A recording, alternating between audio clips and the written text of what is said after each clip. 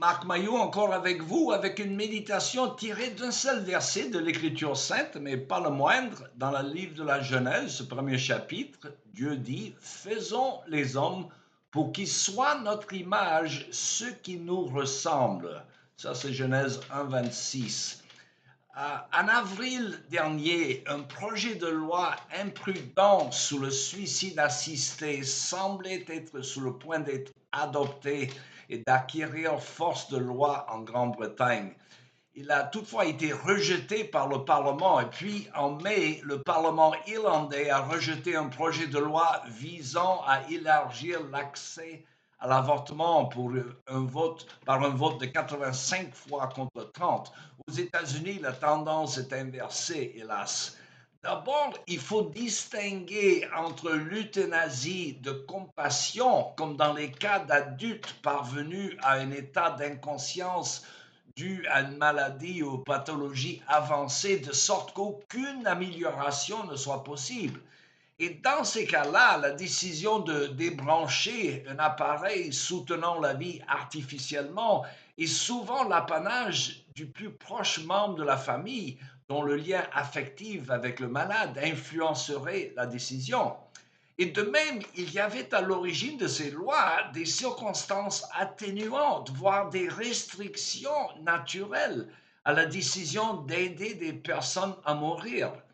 Le programme canadien Aide médicale à mourir avait été présenté comme une option réservée aux seules personnes en phase terminale et capables de donner leur consentement. Alors nous avons depuis longtemps dépassé ce stade et il est fort probable qu'on aille encore plus loin. Déjà, la législation canadienne autorise l'interruption des soins de maintien de vie pour les nouveau-nés gravement malades, des bébés incapables de s'exprimer, de donner leur consentement ou de solliciter de l'aide. Or, le suicide assisté par le médecin est toujours présenté au public comme une mesure compatissante. Il sera nécessaire pour épargner aux personnes n'ayant aucune chance raisonnable de guérison d'éviter des douleurs et des souffrances insupportables au cours des derniers jours de leur vie. Toutefois, dans tous les contextes où il a été légalisé, le suicide assisté ne s'est jamais limité aux rares cas pour lesquels il avait été promu.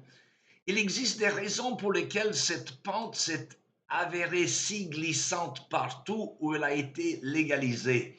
Une fois qu'il est décidé que certaines vies ne valent pas la peine d'être vécues, la liste des personnes éligibles au suicide assisté s'allonge inévitablement.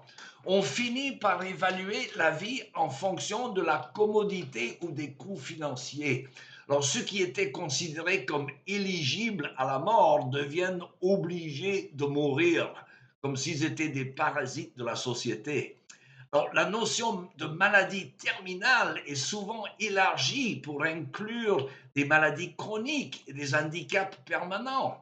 En Belgique, aux Pays-Bas et au Canada, même les maladies mentales et la dépression sont considérées comme des justifications suffisantes pour le suicide. Donc, compte tenu de cette trajectoire, ce n'est plus qu'une question de temps avant que l'exigence d'une maladie réelle ne soit purement et simplement abandonnée. Alors, à l'origine de la législation du suicide assisté par un médecin, seules les personnes dont la santé mentale était certifiée irréprochable pourraient être euthanasiées.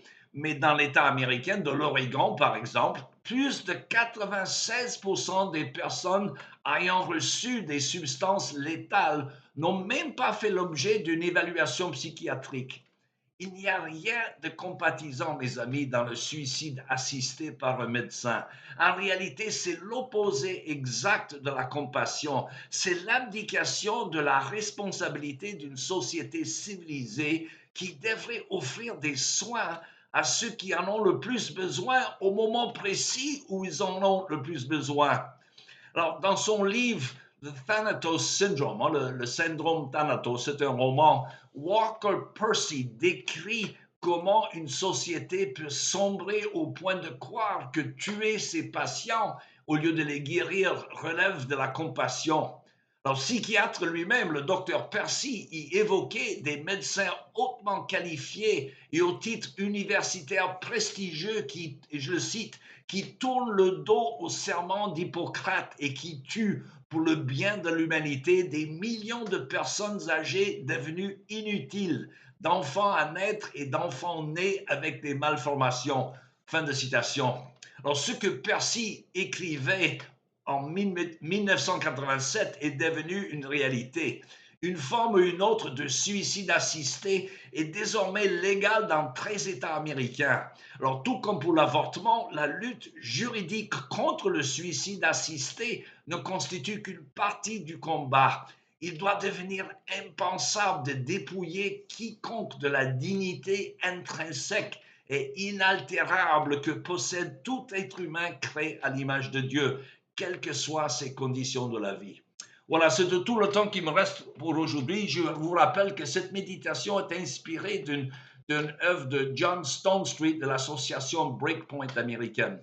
Voilà ce que vous souhaitez, une bonne journée et à la prochaine.